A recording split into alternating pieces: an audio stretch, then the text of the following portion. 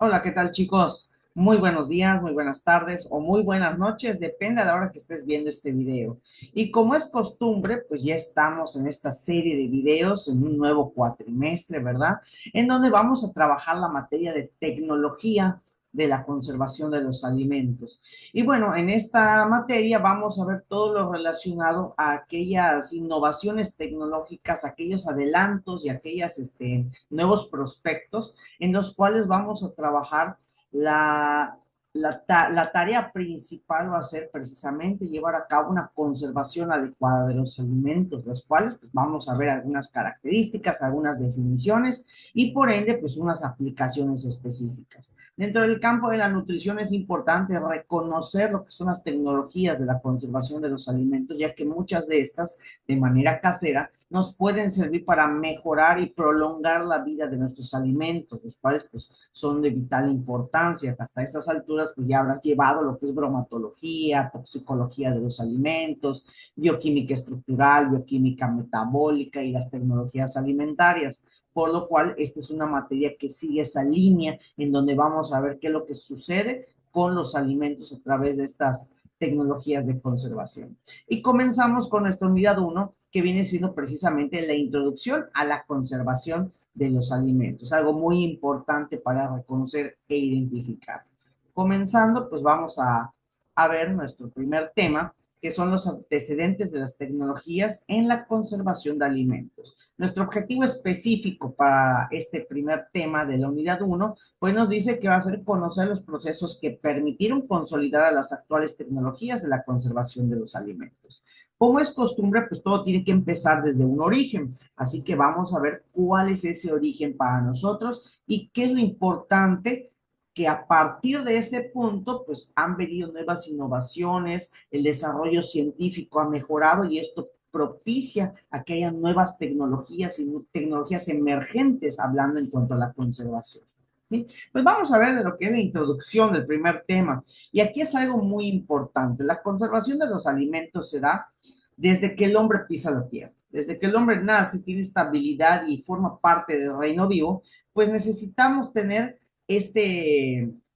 surgió como una necesidad más que nada, ¿no? Nosotros cuando el ser humano, bueno, nosotros actualmente pues ya no tenemos ese problema, pero los primeros seres humanos que habitaron la Tierra y comenzaron el reino, comenzaron a formar parte del reino de la vida, pues se enfrentaban a ciertas dificultades, ¿no? Entonces, ¿cuál es el primer problema que se enfrenta cuando el ser humano pues tiene uso de conocimiento y comienza a formar parte de este mundo vivo, cambiante y dinámico? Pues bueno, lo principal es que nosotros, esto lo vamos a ver en lo que es sistemas de producción de alimentos, los seres humanos hacen una transición. Al principio éramos nómadas, ¿sí? Tenemos una práctica nomadística en la cual pues nosotros nos movíamos conforme el alimento. O sea, si los animalitos se movían y migraban, pues nosotros tenemos que movernos con ellos para poder comer. Y lo mismo pasaba con algunos frutos, algunas hortalizas, algunas verduras, en un momento pues eran vegetales, pues en ciertas zonas, dependiendo de las condiciones geográficas, existían estos vegetales o no. A veces se desplazaban junto con los animales que vivían por agua, iban por alimento, y encontraban ciertos vegetales para poder consumir. Así que el primer problema que se enfrenta el ser humano con respecto a su alimentación o a la obtención de los alimentos es precisamente esos dos. El primero, pues los tiempos de cosecha. El ser humano, pues yo tengo hambre ahora, pero pues no está lista la cosecha, ¿verdad? Apenas está a punto de florecer, apenas está a punto de darse el fruto, apenas está a punto de crecer o desarrollar los componentes celulares de la planta para que lleve a cabo la reproducción, etcétera. Entonces nosotros no, a pesar de que nuestro deseo de consumir un alimento es inmediato y es inherente, porque acuérdense que somos organismos heterótrofos y holozoicos, pues esto hace que estamos sujetos a los tiempos de cosecha, ¿sí? De que el ser humano iba, observaba alguna plantita y si esta ya tenía frutos, pues qué bueno, los cultiva y ya, a eso sumémosle el hecho de que pues, otros animalitos consumían los flores, los frutos, raíces de los vegetales. Entonces, ese es un principal problema con el que se enfrenta pues el hombre primitivo, ya que los tiempos de cosecha no coincidían en su gran mayoría con la necesidad de alimento en ese momento. Y segundo, pues la crianza de los animales o la obtención de los animales, ¿no? Nosotros ya sabemos en tecnología alimentaria, vimos en tecnología alimentaria uno que pues, los animalitos pues llevan un proceso de crianza para crecerlos, aumente el tejido muscular para que podamos obtener la carne, la piel, las vísceras y todo lo que se puede obtener de los animalitos, la leche, ya hablamos de la vaca en particular, la miel de las abejas, etcétera. Pues bueno, todo esto hace que la crianza de estos animales, el tiempo de crianza, crecimiento la obtención de ese beneficio, pues también es tardado. Entonces vemos o enfatizamos que el primer problema que se presenta por el ser humano es precisamente eso, que los tiempos de cosecha y los tiempos de crianza de los animales no coinciden con la necesidad de alimentación de los seres humanos. Yo tengo hambre ahora, no, me da hambre en este momento, voy a mi refri, veo que hay y lo como, y si no lo voy a comprar. Es algo tan accesible hoy en día que no se puede visualizar la importancia que tuvo este problema y lo que consolidó la revolución neolítica. ¿A qué le llamamos revolución neolítica? Al lapso de tiempo en el cual el ser humano deja de ser nómada y se convierte en sedentario. Es decir, el ser humano identifica que puede utilizar ciertas semillas, puede plantar ciertos árboles frutales, puede plantar ciertas hortalizas para su consumo y él mismo las puede crecer, puede hasta cierto punto controlar el tiempo de cosecha y lo mismo para los animalitos. Hay ciertos animales que con el tiempo se pudieron criar, se pudieron domesticar, se pudieron crecer para que aumentara su masa muscular y por ende aumentara el nivel de carne que podrían consumir y muchos otros beneficios que van relacionados a ello, ¿no? Entonces, ese es el primer problema que presenta el ser humano en cuanto a la obtención de sus alimentos. Sin embargo, vamos a encontrar otro problema. ¿Cuál sería el segundo problema precisamente? Ya vine, hice un cultivo, ya vine, hice una crianza de un cerdito, de un corderito, de lo que sea. Bueno, obtengo lo que necesito. Hago la cosecha del vegetal, hago la extracción de la carne del animal. ¿Cuál es el segundo problema? Pues bueno, que cuando yo tengo un vegetal o tengo un producto cárnico, esto con el tiempo se va a echar a perder, ¿verdad? El vegetal, una vez que ha sido cortado, de la fuente, de la raíz del árbol, pues empieza su proceso de deterioro natural, ya sea por acción algunas fitohormonas, como es el caso del acetileno, que es lo que vamos a ver en tecnología alimentaria, y en el caso o puede ser también por la acción de microorganismos, agentes físicos. Entonces, el deterioro del alimento es el segundo problema que experimenta el ser humano una vez que se consolida la revolución neolítica.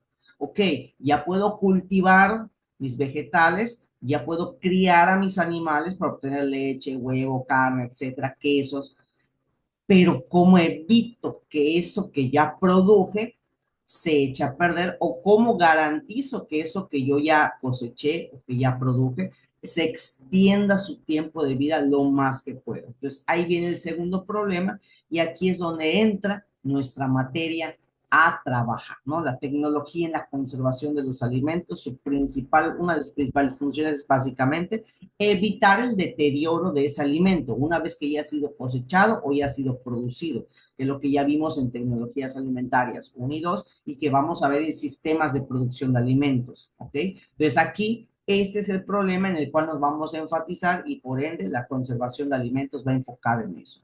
Revisar o evitar prolongar el tiempo de vida de un alimento para que pueda ser consumido y pues nos rinda, ¿no? Porque el tiempo de crianza de un animalito o el tiempo de cultivo de un vegetal, pues lleva tiempo para que la plantita crezca, para que la semilla germine, para cosechar el fruto. Y también lleva tiempo crecer el animalito, alimentarlo, que no se enferme, para que cuando obtengamos los productos, ¿sí? Las frutas, verduras, hortalizas o la carne y derivados, pues estos nos duren la mayor parte del tiempo, hagamos que se extienda su vida útil. Entonces en eso va enfocado lo que viene siendo la conservación de alimentos y las tecnologías que se aplican para ese procedimiento, ¿no? Entonces podemos definirlo formalmente. Entonces, ¿qué es la tecnología de la conservación de los alimentos? Las tecnologías de conservación de alimentos. Pues son un conjunto de procedimientos y recursos para preparar y envasar los productos alimenticios con el fin de guardarlos y consumirlos mucho tiempo después de ser obtenidos. La mayor parte de los alimentos, como vimos en tecnología alimentaria uno, cuando vimos como productos, pues el huevo es un alimento de consumo inmediato, ¿sí? No se puede guardar por mucho tiempo. Sin embargo, existen técnicas de conservación como la refrigeración que me ayudan a mantenerlo un poco más tiempo en vida en anaquel, un poco más de tiempo en mi casa, en mi domicilio, para que yo lo pueda consumir después y lo que vimos en su momento. ¿Cómo podemos identificar si el huevo tiene deterioro por las chalazas, la proteína, la boboalbúmina, etcétera? Pero vamos a enfocar esas tecnologías que me permitan mantener la frescura del alimento por más tiempo, porque requerimos consumirlo en un tiempo a posteriori, no necesariamente inmediatamente. ¿Sí? Antiguamente así era, cazábamos el animal y pues lo teníamos que gastar porque se echa a perder. De nada sirvió que nos hayamos luchado contra el mamut o que se hayan muerto 3, 4 personas durante la caza del mamut, si al final ese alimento se va a echar a perder. Por eso cuando se cazaba se repartía entre todos, porque no debe de sobrar nada. Pues con el tiempo se van observando ciertas técnicas que permiten mantener ese alimento en ciertas condiciones para poder consumirlo posteriormente. ¿Sí? ¿Cuáles son los antecedentes históricos? Bueno, como todo, pues lleva un proceso a lo largo de la historia de la humanidad de cómo se fue desarrollando esta técnica de la conservación de los alimentos. Y vamos a los vestigios del Neolítico, precisamente, porque pues en el Neolítico, como podemos observar acá, tenemos evidencia de que existen lo que son los graneros del Neolítico, que son pequeñas cuencas excavadas, ¿no? Para que ahí se guardaran los alimentos. Claro que pues es una técnica de conservación, más que de conservación sería de almacenamiento, ya que pues, no hay ninguna garantía de que lo guardemos y que el alimento perdure mucho tiempo, ¿no? Digamos que nada más era para guarecerlo momentáneamente, pero encontramos vestigios de que existió esa práctica durante el Neolítico. Recordemos que en este punto de la historia de la humanidad estamos en periodo de transición, pasar a la revolución neolítica, es decir, pasar del estado nomadista o de ser nómadas al estado sedentario, en el cual se desarrolla la agricultura, la ganadería y se da la crianza de animales y el cultivo de ciertos vegetales para autoconsumo. ¿Sí? Bueno, de ahí vamos a ver los primeros recipientes que se empezaron a utilizar, que vienen siendo de materiales diversos, como nos dice acá. Los primeros recipientes para conservar los alimentos estaban hechos de cuero, madera, cuerdas, etcétera, ¿no? Y aquí en nuestro estado podemos verificarlo, ¿no? Los que tenemos parientes, mamá, papá, abuelito, abuelita, que viven en comunidades indígenas, pues ellos trabajan con ciertos recipientes que están hechos eh, con vegetales secos, y ahí es donde colocan el agua, se lo llevan a la milpa, se lo toman y guarda cierta frescura en el agua y esto hace que sea muy óptimo y muy apreciable en esas comunidades, ¿no? Todo, bueno, aquí del estado, los que somos del estado de Yucatán, conocemos la jícara, ¿no? Es un árbol, se toma el fruto, se corta, se deja secar, se le da un tratamiento y se forma la jícara, que es muy típica en esas comunidades, ¿no? Donde tomamos el chocolate, tomamos el agua, tomamos el atole. Pues bueno, son algunos recipientes que se utilizaron para guarecer y en algunos casos conservar el alimento. Uno de los materiales innovadores dentro de la conservación de los alimentos fue la cerámica, ¿sí? ¿Por qué? Porque la cerámica resiste ciertas temperaturas y ciertos tratamientos térmicos. De hecho, hoy en día podemos irnos a esos estados en los cuales venden muchas artesanías, ¿no? Nos podemos ir a Puebla, nos podemos ir a Chiapas, nos podemos ir a Tlaxcala, y ahí nos venden lo que son pues, los ornamentos de cerámica, las ollas, algunos sartenes, que esto nos ayuda porque este material de cerámica, debido a su molecularidad, permite la absorción del calor y permite el tratamiento térmico de ciertos alimentos, lo que por ejemplo con la madera no se podría porque se quema, con la cuerda obviamente se quemaría, el cuero también, entonces eso vino a revolucionar en el aspecto de los recipientes, muy punto y aparte del PET, del plástico, las latas, que eso vamos a verlo más adelante. Pero sí, la cerámica, eso fue revolucionario en su momento, porque este material permitía cierto tratamiento térmico a los alimentos, que veremos en la unidad 2 que son los tratamientos físicos por calor. Pues ahí vamos a observar esos pormenores, ¿no? Es muy importante.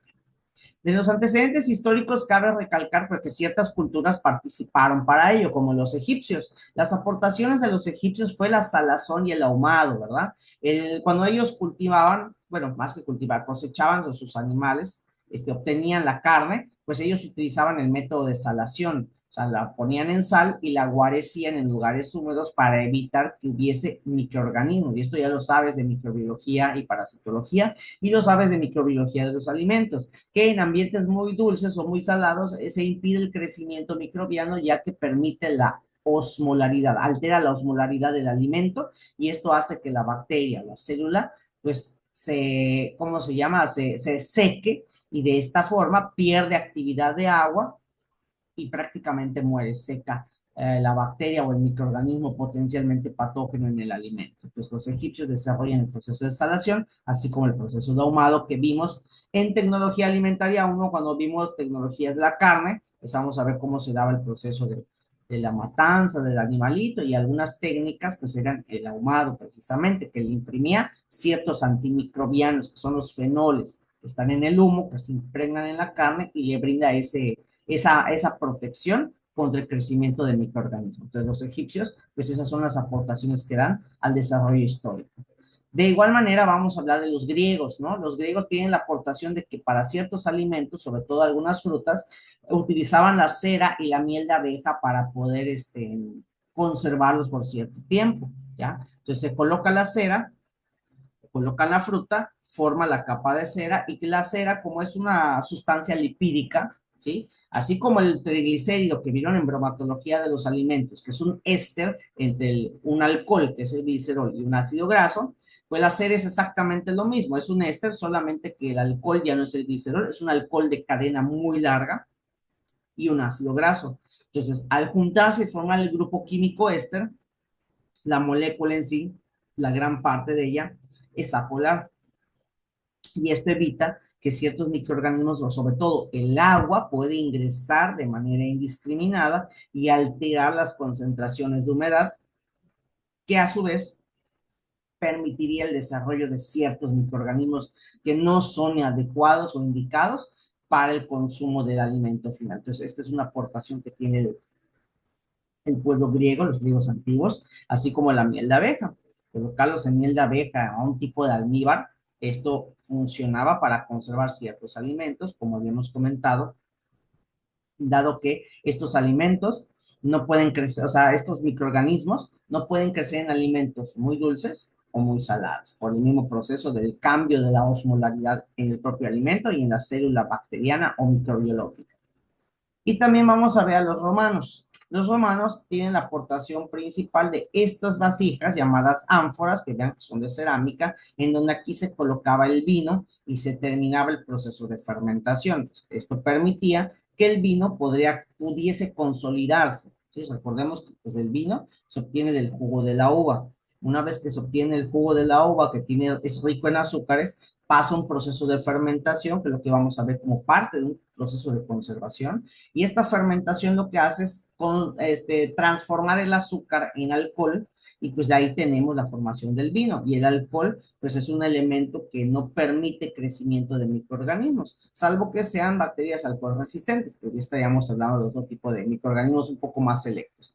Pero esta técnica de conservación y esta herramienta es una aportación del pueblo romano, que ayudó pues al desarrollo de esa civilización junto con las anteriores, ¿no? Porque veamos que en un tiempo de la historia sabemos que los romanos coexistieron con los egipcios dado a la conquista del pueblo egipcio, ¿ok?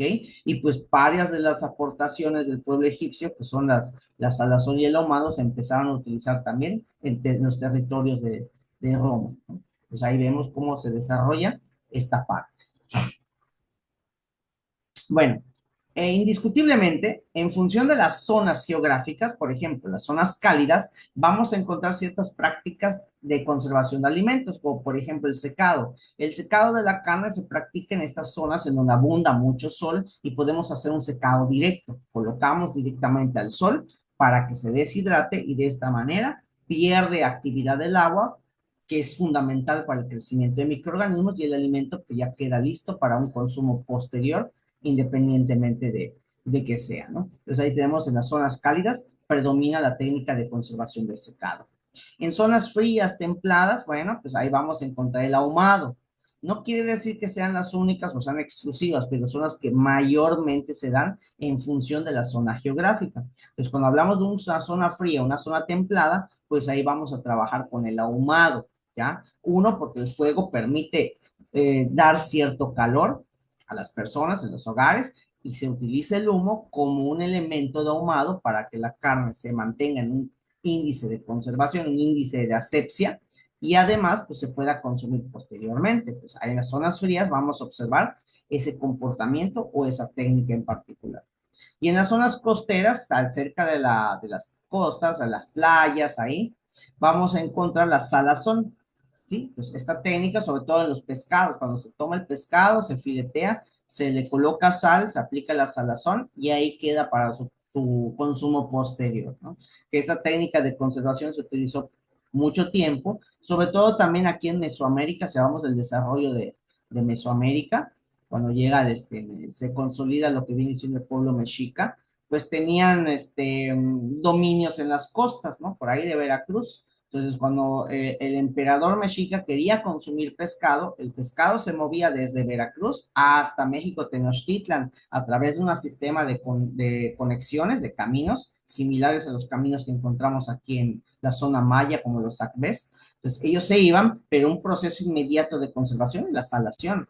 Entonces, se pescaba, se salaba el pescado, se guardaba y córrele y te ibas y por relevo se iba llevando ese alimento hasta llegar a México Tenochtitlan, porque el emperador requería o quería consumir pescado ese día, ya sea en la tarde o en la noche. Entonces, este proceso es muy antiguo, como pueden ver, data incluso de las culturas prehispánicas, si hablamos aquí de Mesoamérica, y pues es una técnica de conservación que, pues si bien es cierto, se puede utilizar en cualquier zona, pero en la zona costera era un poco más factible utilizarlo, ¿sí? Por la disposición de recursos y el tipo de alimento. Entonces ahí tenemos pues algunas aplicaciones de técnicas en función de la geografía del lugar.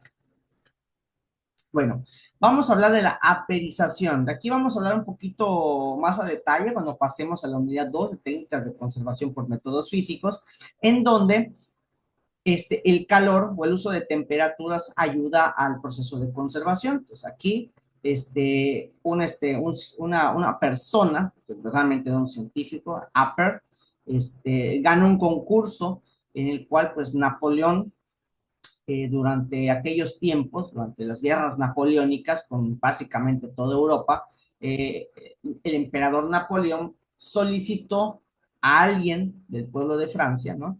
Que ideara una forma por la cual la comida se pudiera conservar por más tiempo, ya que pues esta es una de las limitantes que tenemos cuando se van a la guerra. Cuando tenemos soldados que van a combate, necesitamos que ellos se alimenten, porque pues, al tener una buena alimentación van a rendir en el campo de batalla. Y eso es el principal condicionante. ¿Sí? Entonces, Napoleón estaba consciente de ello y por eso incentivó, dando una recompensa monetaria a aquel que pudiera innovar alguna técnica o algo que permitiese que el alimento pudiese conservarse por más tiempo. Tanto así que pues desde las culturas antiguas, si hablamos del imperio mongol, los mongoles para trasladar grandes cantidades de ejército, porque ellos tenían una masa muy grande de ejércitos, lo que hacían con la carne fileteada fresca, la ponían debajo de sus monturas y cuando el jinete iba cabalgando, pues la fricción y el calor del medio hacía que la carne se secara y hasta cierto punto se cocía. Y esto hacía de que la carne entrara un periodo de secado forzado, digámoslo así, y cuando el soldado, el jinete, tenía hambre, pues simple y sencillamente colocaba, sacaba y empezaba a comerse la carne seca.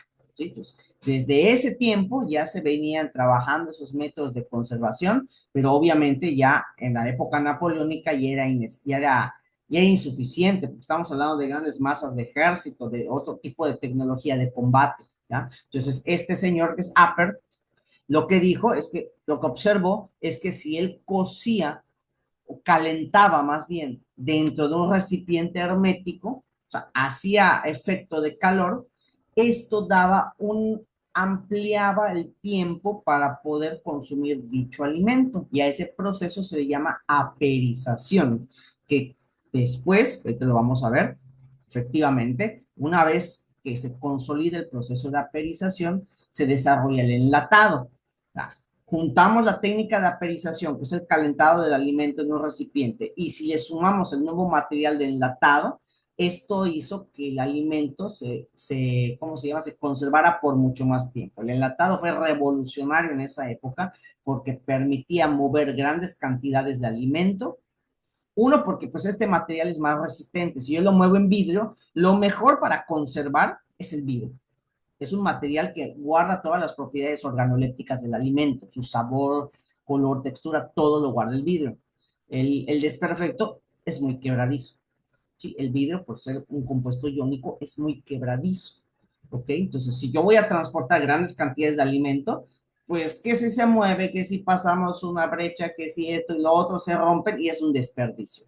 Entonces, para innovar, se creó este material de aluminio enlatado para que ahí se pusiera el alimento aperizado, se tapa, se sella en la lata y pues la lata, pues no importa si se cae, solamente se magulla, pero no se destruye por completo ni rebosa el contenido. Por esa razón fue muy revolucionario y pues ya más adelante se le dio su gratificación a este señor en Francia, porque pues fue una innovación en aquel momento, ¿no? Entonces ahí observamos lo que es el proceso de aperización y el enlatado. Bueno, ya más actualmente se dan lo que son los conservantes. Vamos a ver que hay ciertos tipos de aditivos que vienen siendo los conservantes, los cuales van a ayudar a que este alimento perdure por mucho más tiempo. Vamos a hablar de esos conservantes en unidad correspondiente de conservación por métodos, ¿cómo se llama? Químicos, en donde pues son sustancias químicas que van a impedir algo, van a evitar que haya un proceso natural de descomposición a través de ciertas reacciones bioquímicas y reacciones químicas que se suscitan en el tejido del alimento, la composición del alimento. Y pues las nuevas tendencias, como por ejemplo la irradiación. Este símbolo indica que estos alimentos, estas fresas, han sido irradiadas. Se le ha dado cierta radiación para eliminar a los microorganismos, ¿sí? No quiere decir que si consumimos este alimento nos vamos a volver un X-Men, nos vamos a poner a sacar rayos láser de los ojos, ni por nada, nada por ese estilo. Simple y sencillamente lo que va a suceder es que la radiación barre con todo. La radiación es un agente muy poderoso que puede eliminar en pequeñas dosis a los microorganismos, pero en una voz de ya. Sin embargo, pues los implementos, la tecnología que abarca la radiación, pues estos aparatos son algo caros y no es muy común que todos los alimentos tengan esa técnica. Sin embargo, vamos a ver en la unidad 4, como ya les comenté en la primera clase presencial, ustedes van a distribuir los temas para exponer lo que son las nuevas tendencias como la irradiación y otras más que se van a encargar de averiguar en su momento. Pero bueno, estas son algunas tendencias que se llevan hasta el día de hoy, así como las atmósferas controladas, las presiones hidrostáticas y demás. Bueno, con eso terminamos lo que es el primer tema.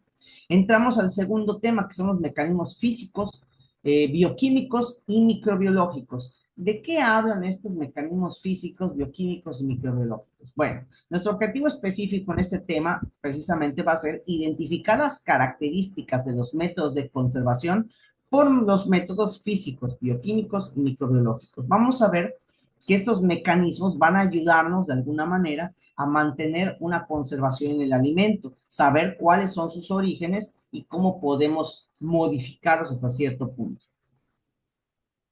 Bueno, ¿cómo se pueden dar las alteraciones de los alimentos? Para que podamos entrar a ver de lleno lo que son las modificaciones que presentan los alimentos, los mecanismos, ¿qué alteraciones puede tener el alimento?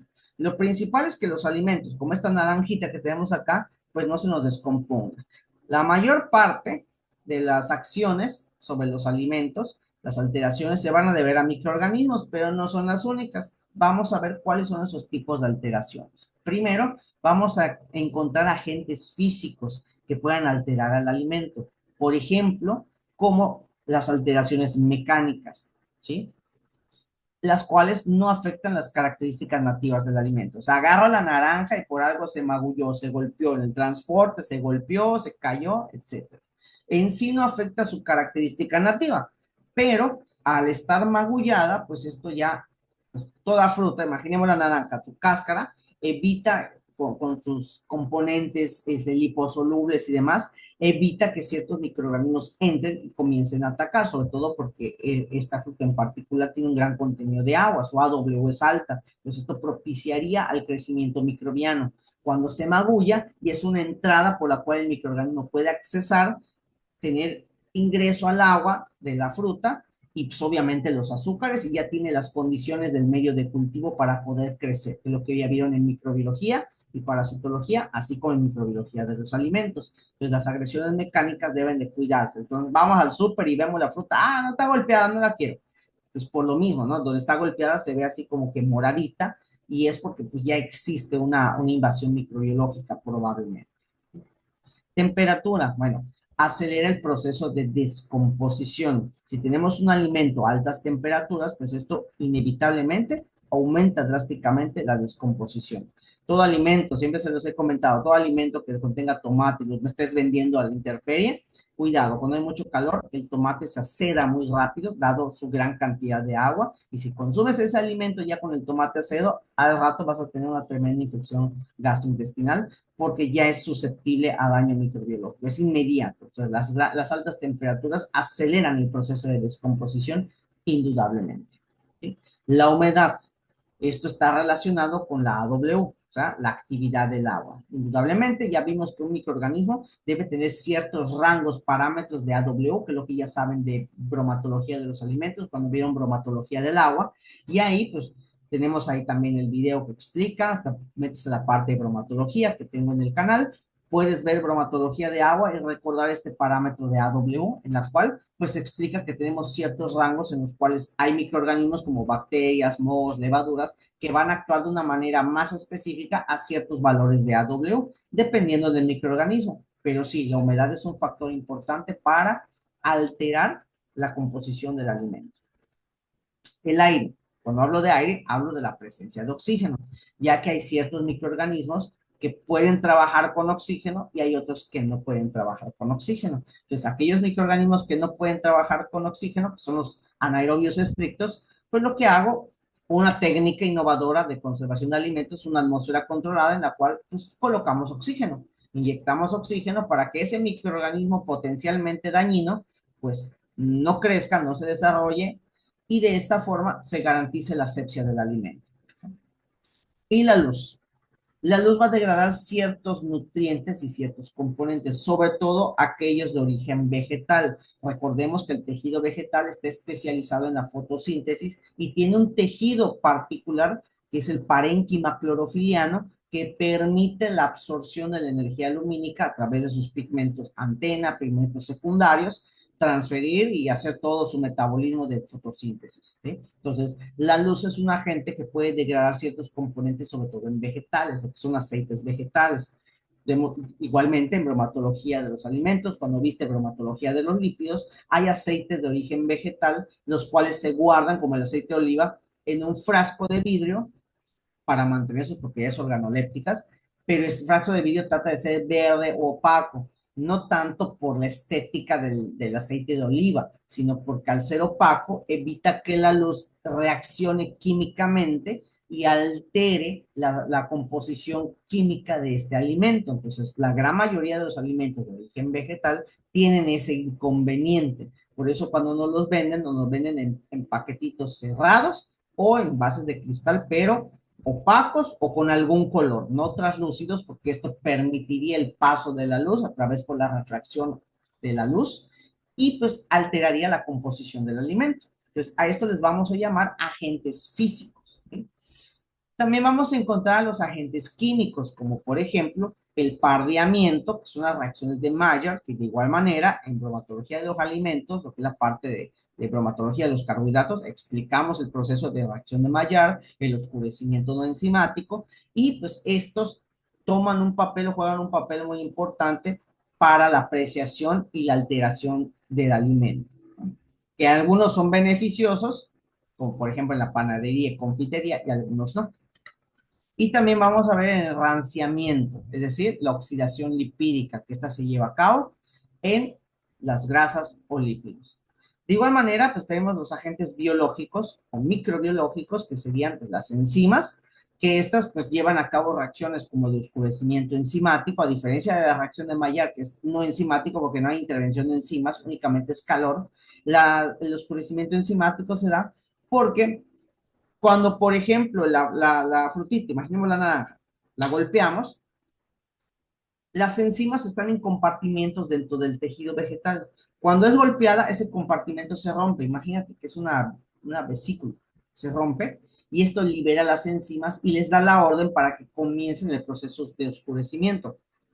Por esa razón, solamente cuando ves a la fruta que está golpeada en una zona, alrededor de esa zona solo está moradito.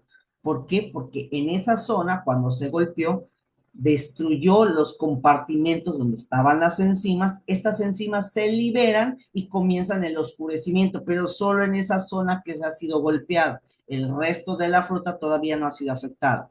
Posteriormente a ello, esto es un sitio de entrada de agentes microbiológicos. Si entra un agente microbiológico y crece y prolifera, pues obviamente toda la fruta se infecta. Pues por ahí puede comenzar la alteración biológica del alimento. Y pues obviamente los microorganismos que vienen siendo bacterias, hongos, mohos, parásitos y demás. Entonces aquí observamos cómo se dan las alteraciones características en un alimento. Bueno, hablemos de los métodos físicos de conservación.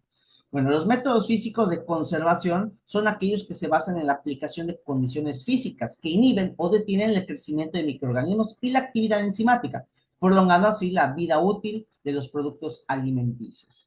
Vamos a ver acá que efectivamente vamos a aplicar técnicas que no requieran de un proceso de cambio de la materia, cambio estructural, una reacción, pues, una reacción bioquímica o química. Simple y sencillamente vamos a colocar algo o vamos a dar un tratamiento fuera de que permita que el microorganismo en cuestión, ¿cómo se llama? No crezca y no se desarrolle. Nos enfocamos más en la actividad microbiana porque si recordamos a la diapositiva anterior, los agentes físicos, pues los vamos a trabajar o se cuidan dentro del proceso de embalaje, que esto lo vamos a ver en sistemas de producción de alimentos, durante el almacenamiento, pre cosecha, post cosecha, etcétera. Los agentes químicos, pues vamos a hablar en la unidad correspondiente y pues aquí la gran mayoría de los alimentos es susceptible a daño microbiológico. Algunos métodos físicos pues son la refrigeración, ¿no? Nosotros metemos nuestros alimentos al refri, el cual se van a mantener a temperaturas de 0 a 4 grados centígrados. Eso es la refrigeración de nuestros alimentos, ¿no? Y la congelación, pues cuando baja a menos 18 grados centígrados o inferiores. Cabe recalcar que los procesos de temperaturas bajas, como son la refrigeración y la congelación, no destruyen a los microorganismos. Lo que único que hacen es ralentizar el metabolismo microbiano, no lo eliminan. ¿Sí? Entonces, muy importante esto. Es que, ya lo metí al refri, ya lo metí al congelador. Sí, pero esto no garantiza la asepsia, garantiza que se detenga el metabolismo del agente microbiológico. O sea, el alimento puede tener un agente microbiológico infectándolo, pero si yo lo congelo, se detiene o se ralentiza muchísimo. Entonces, cuando yo lo saque a descongelar, se vuelve a activar ese microorganismo y es lo que vamos a platicar en tecnologías con uso de temperatura. Entonces, vamos a ver la deshidratación, ¿sí? Que consiste básicamente en la eliminación del agua de los alimentos, porque ya sabemos que si no hay agua, disminuimos la AW y al disminuir la AW, disminuimos la actividad de los microorganismos. ¿Sí? Entonces, ahí el proceso de deshidratación va a ser muy importante. La liofilización es un proceso de deshidratación en la cual vamos a jugar con los puntos de fusión del agua. Esto ya se hace a través de una máquina específica y hay ciertas condiciones, dependiendo pues la ubicación geográfica, a lo que vamos, dependiendo de la ubicación geográfica, que se dan. Por ejemplo, hay comunidades que viven a las cordilleras o en las cercanías de los volcanes o de las, ¿cómo se llama? Las montañas muy altas, en donde la temperatura baja drásticamente. Entonces, ellos, a través de una técnica que vienen, cultivan papas, las entierran y demás, pues se da una liofilización natural, porque la condición geográfica tiene esos aspectos, esos puntos que van a permitir que se pueda dar de manera natural, pero de manera externa, o sea, nosotros aquí no podemos hacer una biofilización natural, sobre todo porque aquí hay, los dos climas que tenemos son calor y un montón de calor, no hay más. Entonces, la liofilización aquí es imposible. Tiene que ser a través de un instrumento en particular que juegue con las temperaturas, los puntos de fusión, las presiones parciales para que se llegue al punto de liofilización, se deshidrate y el alimento quede pues con esa textura en particular, ¿no? Entonces ahí observamos dos técnicas que también son importantes y corresponden a los métodos físicos, porque lo único que hacemos es alterar ciertas condiciones sin meternos, sin colocar alguna sustancia química o algo que altere al alimento. La pasteurización, que también fue innovador en su momento, una vez que se consolida la perización y se forma el enlatado, en la perización cuando este upper descubre que al calentar el alimento pues se preserva por mucho más tiempo, pues upper no era científico, creo que era panadero, o sea, se dedicaba a la industria de los alimentos, pero no era un especialista como tal y se desconocía hasta ese momento, hasta que Pasteur refuta la teoría de la generación espontánea e introduce el concepto de los microorganismos, es cuando ya se consolida el por qué el uso de tratamientos térmicos sobre los alimentos mantiene su asepsia o mantiene su vida mucho mayor, gracias al descubrimiento de estos microorganismos, porque Apple decía, aplico calor y se conserva, pero no podía explicar por qué, hasta que Pasteur realiza este proceso en el cual los caldos de cultivo, el matraz de cuello de cisne, todo este rollo que ya sabes de biología celular, pues bueno, de esta manera sustenta cómo es que se da el proceso de deterioro en los alimentos y a ese proceso pues, se llama pasteurización, cuando agarra e incrementa la temperatura para aumentar la energía cinética de las moléculas y demás, y esto obviamente destruye conformaciones de los microorganismos que les permiten sobrevivir y de esa manera pues ya tenemos el alimento aséptico. ¿Sí? ¿Qué es la esterilización? Bueno, pues es básicamente lo mismo, solamente que a baño María. ¿Sí? O sea, vamos a poner nuestras salsas, sobre todo las salsas mermeladas, las colocamos en una olla grande con agua y las calentamos, ¿sí? Para poder llevar a cabo ese proceso de esterilización previo a su cierre. ¿Sí? Son técnicas que vamos a ver en algunos casos, ¿no? Ok, y con esto pasamos a los métodos bioquímicos. ¿Cuáles son esos métodos bioquímicos? Ya consolidamos los métodos físicos en los cuales pues prácticamente vamos a utilizar técnicas que juegan con presiones, temperaturas para garantizar asepsia en el alimento. Cuando yo digo asepsia, pues es la ausencia de microorganismos, ¿sale? Bueno, entonces, ¿cuál es la definición de los métodos bioquímicos? Estos son aquellos que se basan en la acción de microorganismos o enzimas que producen cambios en los alimentos, favoreciendo su conservación. O sea, aquí lo que vamos a ver es que o utilizo al microorganismo o alguna enzima presente en él, que prácticamente es lo mismo, porque el que hace la chamba en el microorganismo es la enzima. Pero ya sea que sea el microorganismo o se aísle la enzima y se coloque, va para igual, da lo mismo. Entonces hay ciertos procesos en los cuales vamos a utilizar microorganismos para poder llevar la conservación, sobre todo en la fermentación. Cuando hablamos de vinos, hablamos de quesos, hablamos de, ¿cómo se llama? Encurtidos. Todo esto va a llevar a cabo procesos fermentativos en los cuales es indispensable la acción de ciertos microorganismos para que se consoliden.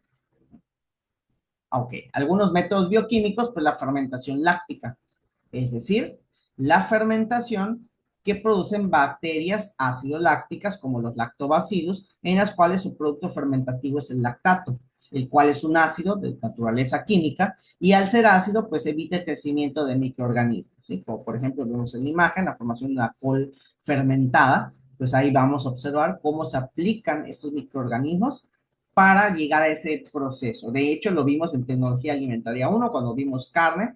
El proceso de maduración de la carne implica hasta cierto punto la fermentación láctica para que se obtenga lactato, y el lactato ya vimos que es un antibiótico antimicrobiano natural. Entonces, de esa manera se aprovecha esa misma estrategia para ciertos alimentos.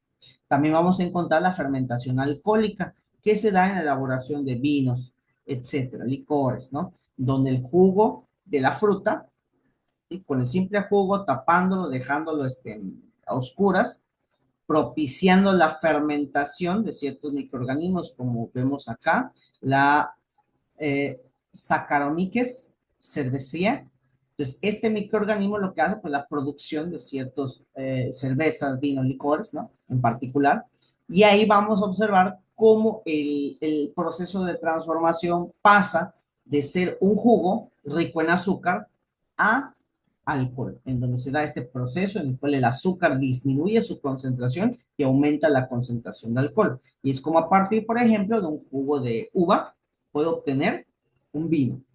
Si este proceso de fermentación continúa, que el vino yo lo continúe fermentando, empieza a tomar notas ácidas. ¿Por qué? Porque ya empieza el otro proceso de fermentación en la cual se crea ácido láctico, ¿verdad? Y empezamos a ver la formación del vinagre. A partir del jugo de uva obtengo vino, y si lo sigo fermentando obtengo vinagre de uva. Y el mismo concepto se utiliza para la manzana. El juguito de manzana, fermentamos, sidra de manzana, licor de manzana, vino de manzana, lo que tú quieras, sigo fermentando, vinagre de manzana. Entonces, ese es el proceso y la vía fermentativa que se sigue para la producción de esos elementos que son muy importantes dentro de la cocina para fines culinarios y también para fines específicos dentro del metabolismo que vamos a platicar después. Vamos a ver la fermentación acética, lo que les comentaba, cuando ya a partir del jugo de manzana, el jugo de uva, el jugo de fresa, de la fruta que tú quieras, obtienes el vino correspondiente, el licor correspondiente, y si yo sigo la fermentación, obtengo el vinagre. Ahí está. De forma natural, hablando de manzana, de forma natural el vinagre se debe de obtener por una fermentación y queda un restito, como decimos acá, el shish, un shishito en la parte de abajo, un sedimentado, y se le llama la madre. Entonces, lo ideal es consumir el vinagre con la madre. ¿Por qué? Porque esto me hace referencia a que el proceso de obtención de ese vinagre se hizo por un microorganismo de manera fermentativa.